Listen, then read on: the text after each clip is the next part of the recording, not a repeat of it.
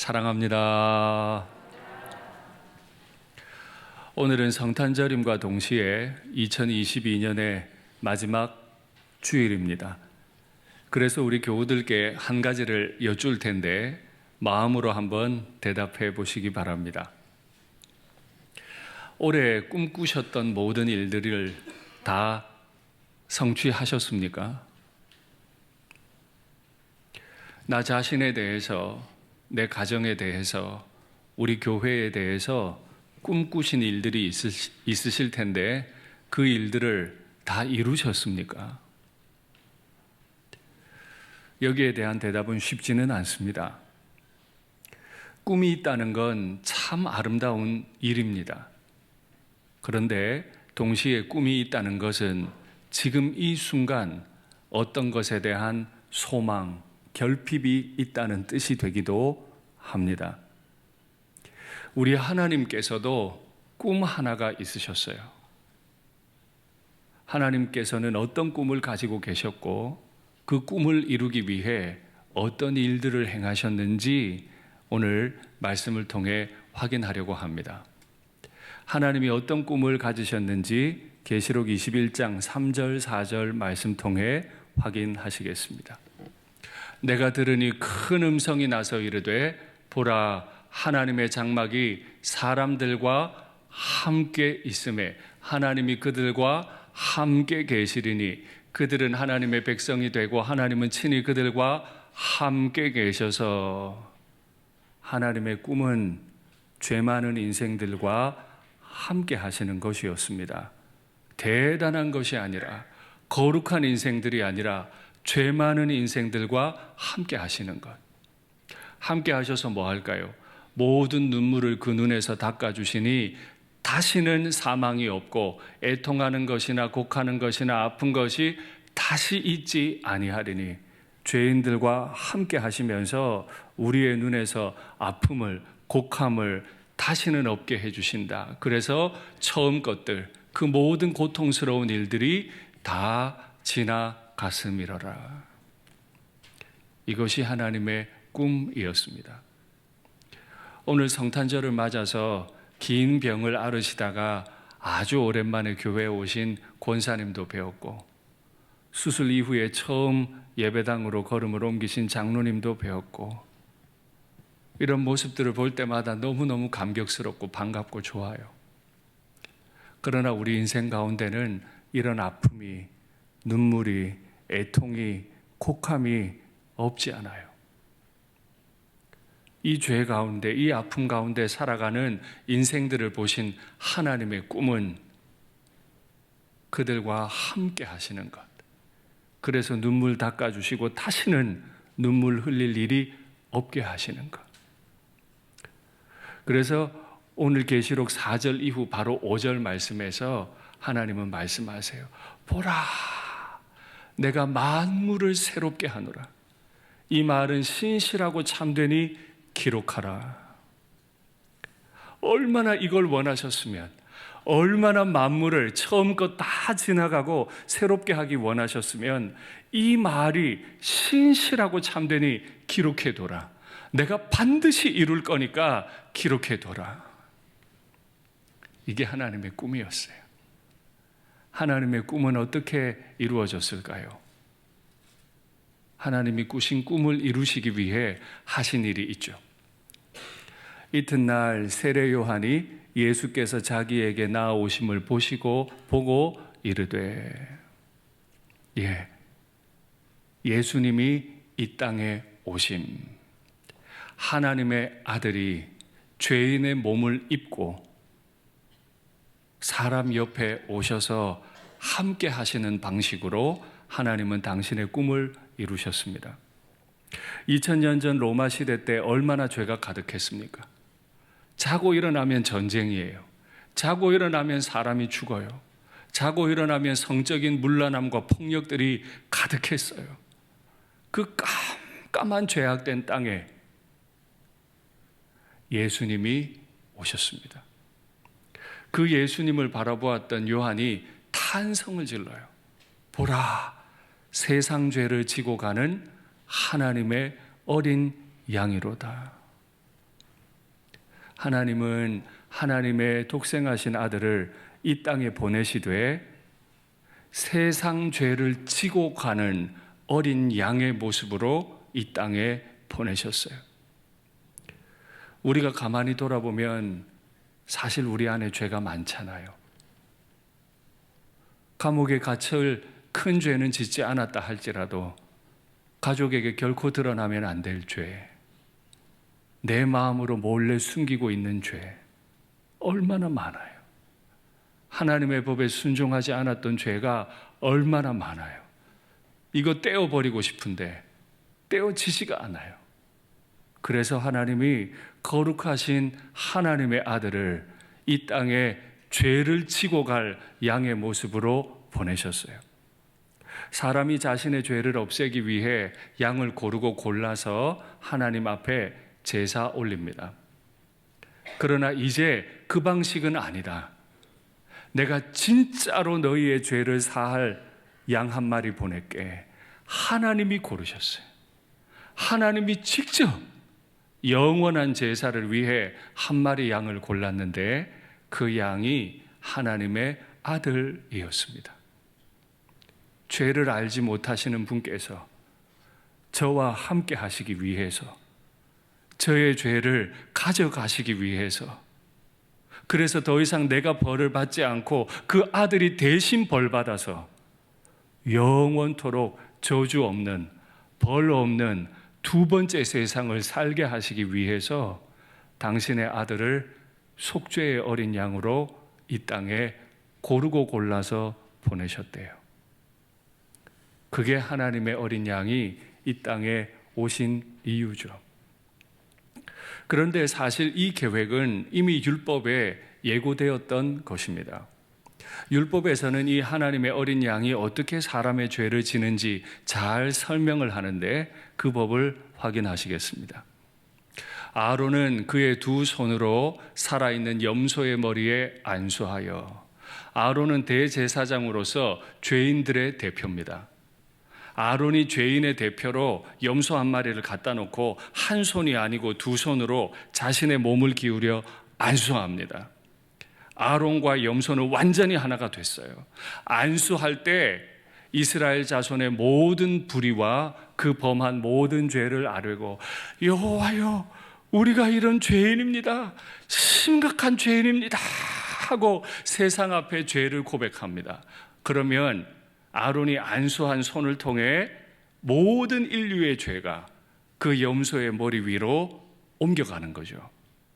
미리 정한 사람에게 맡겨 광야로 보내는데 그 광야는 어떤 성격을 가지고 있냐 하면 그들의 모든 불의를 지고 접근하기 어려운 땅에 이르거든 무인지경의 땅으로 그 죄를 지고 있는 염소를 데리고 갑니다. 그 무인지경에 딱 도착하면 그 염소를 떠나보내고 사람은 돌아와요. 이스라엘 백성들, 모든 죄인들은 이 광경을 봅니다. 죄인의 대표가 염소의 머리에 안수할 때 그들의 죄는 다 고백됩니다. 그리고 그 죄가 염소의 머리 위로 옮겨지고 한 사람이 그 염소를 끌고 무인지경까지 갑니다. 사람의 눈에 보입니다. 죄를 진 염소가 멀리 가는 게 보여요. 그리고 한참 있다가 염소는 없고 사람만 돌아오는 게 또다시 보여요. 그래서 마음으로 생각합니다. 우리의 이 죄가 다시는 우리에게 돌아오지 않겠구나.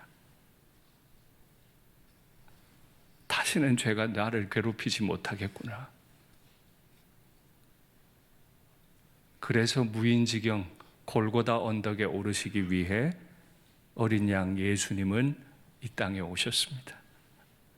내 죄를 그에게 옮겨가기 위해 하나님은 고르고 골라서, 더 고를 방법이 없어서 하나님의 독생하신 아들을 골라 이 지저분한 인생의 죄를 예수님의 머리로 옮겨 놓으시고는 무인지경 골고다로, 그리고 십자가에 못 박아 버리심으로 그 죄가 다시는 나를 괴롭히지 못하게 하신 것을 믿습니다. 그런데 하늘의 아버지께서 아들만 이 땅에 보내신 게 아니에요. 한 분을 더 보내셨어요.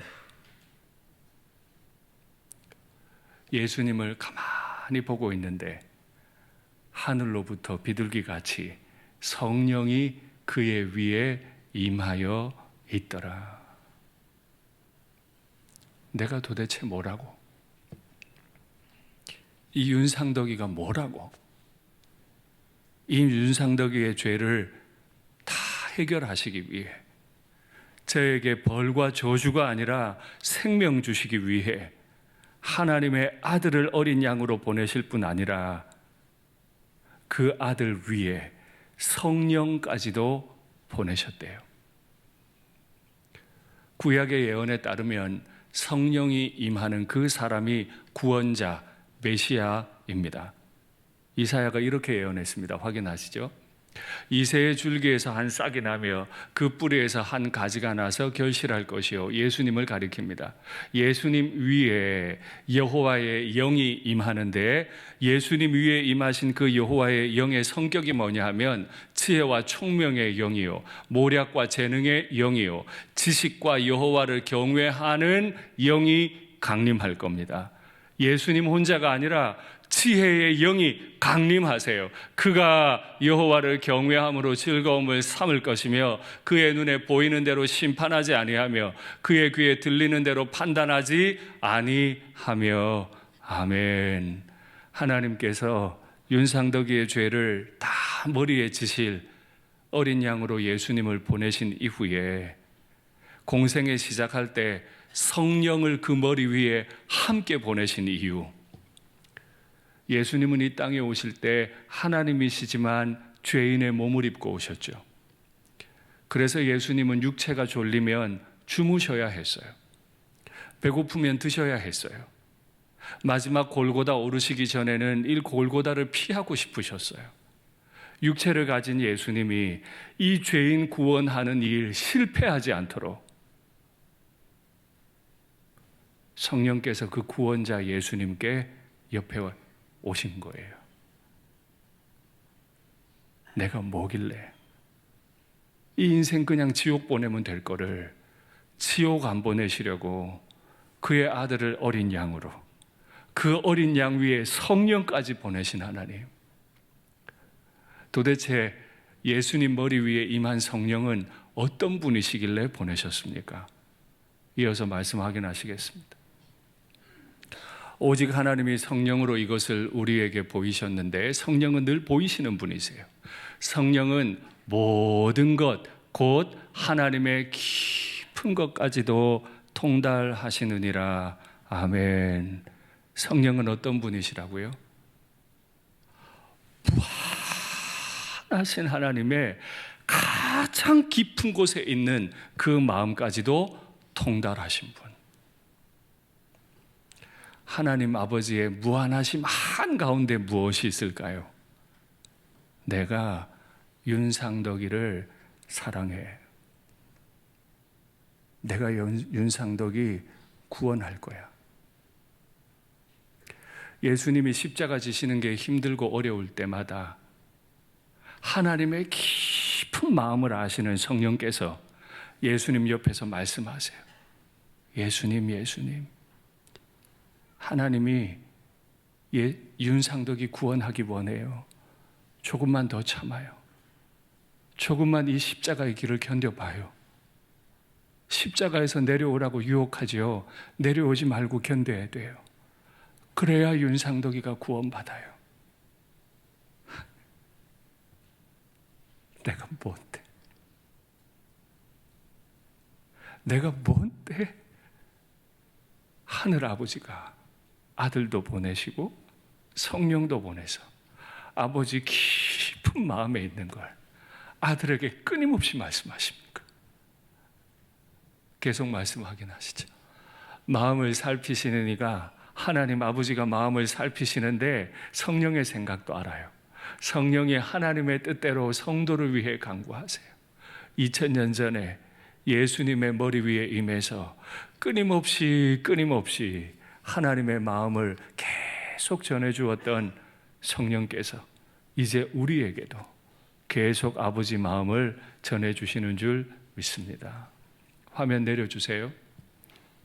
그렇게 우리 가운데 오신 예수님, 그렇게 우리 가운데 오신 성령, 그분의 연합 사역으로 우리가 하나님의 구원을 경험하게 되는 줄 믿습니다. 그런데요, 그것이 끝이 아니에요. 예수님께서 십자가 못 박혀 죽으시고 부활되시고 승천하신 이후에 교회는 큰 유혹과 박해를 견디면서 그 예수님이 다시 오실 날을 기다리고 있잖아요. 많이 힘들었어요. 그래서 우리 예수님께서는 patmos섬에 유배되어 있는 사도 요한에게 성경을 기록하게 하셨는데 그게 요한계시록이죠. 계시록 1장 11절 말씀에 보면 당시 요한이 patmos섬에 갇혀 있을 때 소아시아라는 땅에 있었던 7 교회의 이름을 기록합니다. 그리고 그 7 교회가 어떤 일을 당하게 될지, 어떻게 행동해야 하는지를 다 기록해 놔요.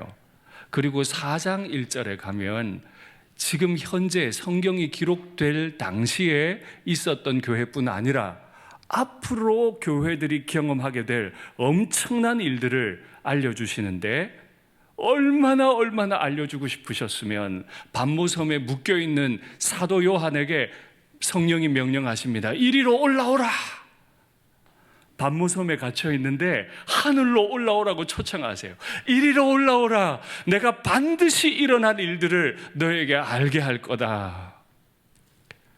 도대체 이 죄인을 위해 하나님의 아들을 이 땅에 보내시고 성령을 보내셨던 하나님께서 지금 예수님의 다시 오심을 기다리고 있는 교회들에게 무엇을 가르치시기 위해 주의 종을 하늘까지 불러 올리십니까? 무슨 얘기를 해주고 싶으셨을까요? 계시록 5장 말씀 확인하시죠. 그 어린 양이 나와서 보좌에 앉으신 이의 오른손에서 두루마리를 취하시니라. 정말 충격적이죠. 십자가에서 죽으시고 부활되셨던 어린 양이 하늘로 올라가셨는데 보좌에 앉으신 이 하늘 아버지가 보좌에 두루마리 하나를 가지고 앉아 계신데 이제 어린 양이 하늘로 올라가니까 하늘 아버지가 그 두루마리와 보좌를 어린 양에게 내어주세요. 잘했다. 너 잘했어. 성령의 음성 듣고 너 잘 견뎠어. 잘 견뎠으니까 만국을 너에게 줄게 하면서 어린 양에게 보좌도 내어주시고 두루마리도 내어주세요. 두루마리는 심판의 권세를 뜻하죠. 이 말씀이요. 그 두루마리를 취하신 예수님 앞에 네 생물과 24 장로들이 그 어린 양 앞에 엎드려 각각 검은고와 향이 가득한 금 대접을 가졌는데 이 향은 성도의 기도들이라. 정말 놀라운 일이에요. 우리를 위해 사명을 감당하신 어린 양께서 보좌에 앉으실 때, 우리의 신랑께서 보좌에 앉으시고 권세의 두루마리를 가지실 때 그 어린 양이 우리에게 기대하는 게 하나 있어요. 비록 우리가 하늘에 있지 못하지만 여전히 땅에서 유혹과 박해를 당하고 있지만 이 땅에서 우리에게 기대하는 것 한 가지, 보좌에 앉으신 나의 신랑 어린 양 예수께 기도하기를 원하고 계세요. 그렇게 우리가 기도하면 어떤 일이 벌어질까요? 우리가 지금 기도하는데 기도하는 이 순간에 하늘에서 어떤 일이 벌어지고 있을까요? 말씀 확인하시죠. 향연이 성도의 기도와 함께 천사의 손으로부터 하나님 앞으로 막 올라가요. 우리의 기도가 올라가면 어떻게 될까요? 천사가 향로를 가지고 제단에 불을 담아다가 땅에 쏟아버려요. 우리의 기도가 보좌에 딱 도달하면 천사가 불을 땅에 쏟는데요. 우레와 음성과 번개와 지진이 나더라. 7 나팔을 가진 7 천사가 나팔 불기를 준비하더라. 아멘. 7 나팔은 재앙을 뜻합니다. 보좌에 앉으셔서 우리의 신랑 되기를 기다리고 계신 예수님께서 이 땅에서 유혹과 박해를 견디며 기도하는 우리의 기도를 받으시고 그 기도가 보좌에 딱 도착하는 순간에 신랑께서 벌떡 일어나셔서 이 땅에 나팔을 부시면서 심판을 선언하시는 거죠. 우리는 말할 수 없는 죄인이었지만, 내가 심판받아 죽어야 할 대상이었지만, 어린 양이 대신 나의 죄를 다 가져가시고 내게 죄가 없다고 선언받는 순간에 우리는 이제 심판받을 대상이 아니라 심판의 도구로 쓰임받게 되는 줄 믿습니다.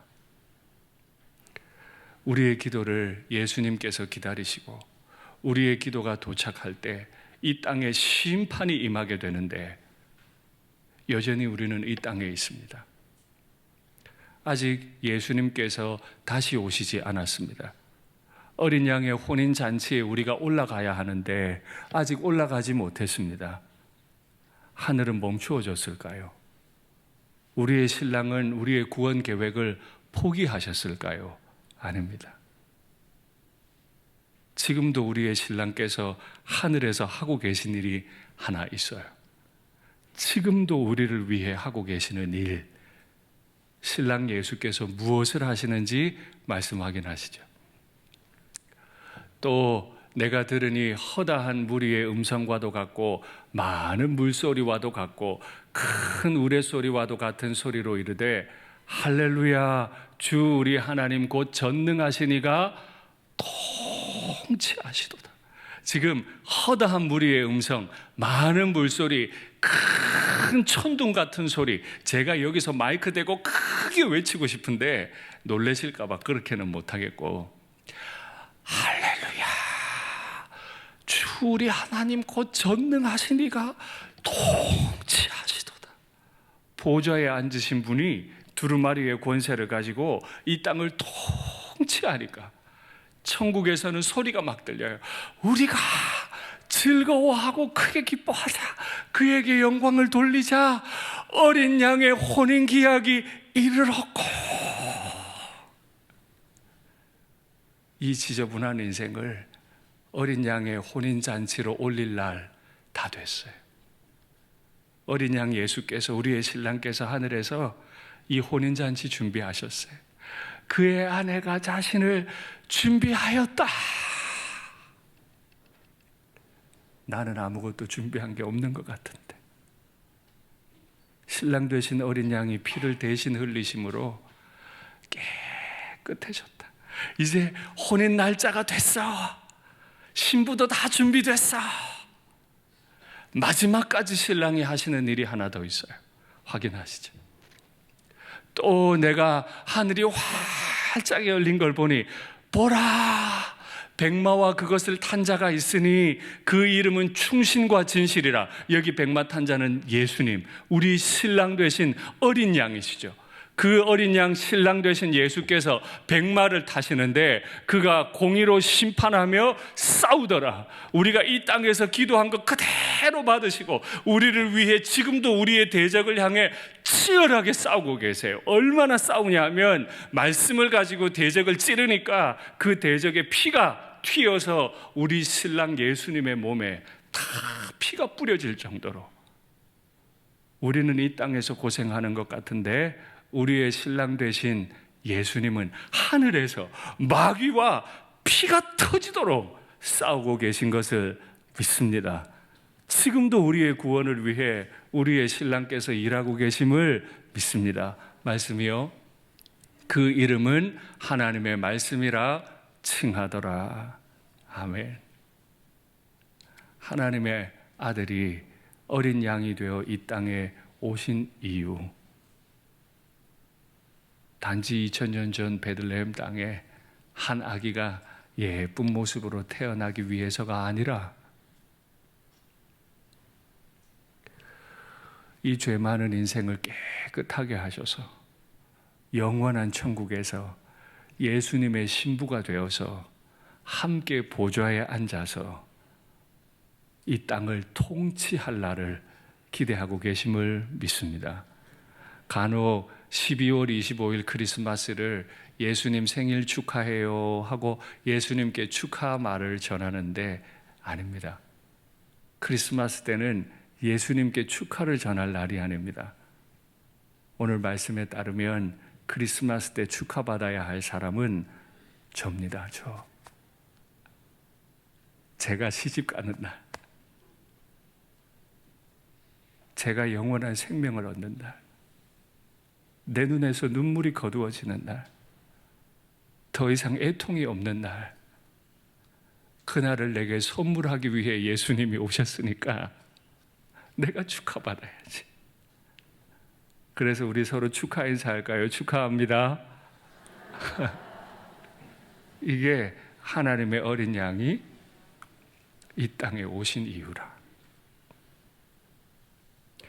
나에게서 죄를 다 가져가시고 예수님의 신부로 만들어 주시는 날, 이 일을 위해 지금도 하늘에서 날 위해 싸우고 계신 우리 예수님을 내가 믿습니다. 계시록 마지막 장 22장 16절에 보면 왜 이 계시록을 기록했는지 설명합니다. 나 예수는 교회를 위하여 이 모든 일을 증거한다. 많이 힘들지. 한 영혼이라도 구원받기 위해 기다리는 이 시간이 많이 힘들지. 근데 반드시 이길 거다. 너 반드시 내 신부가 돼서 내 보좌에 오를 거다. 그래서 박해받는 교회, 앞으로 박해받을 교회를 위해 이 사실을 증거한다. 신랑이 편지를 보낸 거예요. 초청장을 보낸 거예요. 조금만 더 견뎌. 반드시 그렇게 될 거다. 신랑의 크리스마스 카드를 받은 교회는 뭐라고 화답할까요? 그게 성경 마지막 장 마지막 절입니다. 말씀 확인하시죠. 이것들을 증언하시니, 이 모든 하늘의 일들을 증언하신 이가 이르시되 내가 진실로 간다. 내가 너 데리러 간다. 내가 너 데리러 결혼하러 간다 하시거늘 그 말을 들은 교회의 대답, 신부의 대답, 아멘. 주 예수여 오시옵소서. 주 예수의 은혜가 모든 자들에게 있을지어다. 아멘. 성경이 맞춰요. 이제 남은 건 신랑이 오셔서 우리 데리고 하늘의 보좌로 올라가는 것인 줄 믿습니다. 반드시 이 일은 신실하고 참되니 기록하라 하신 분이 계시록 마지막 장에서 교회를 위해 이 일을 기록했는데 반드시 내가 너 데리러 간다 하신 분이 다시 오실 줄 믿습니다. 하나님의 어린 양이 이 땅에 처음 초림하시는 것을 기념하는 이날, 우리는 한 가지 더 기대해야 할 것이 있습니다. 나의 신랑 예수님께서 권세를 가지고 이 땅에 재림하시는 것을 기다립니다. 신랑이 오실 것을 기대하는 교회는, 기대하는 신부는 자신을 신랑에게 걸맞은 신부로 기도하며 준비하는 줄 믿습니다. 이 기쁨과 영광이, 이 순결함이 우리에게 넘치기를 간절히 바랍니다.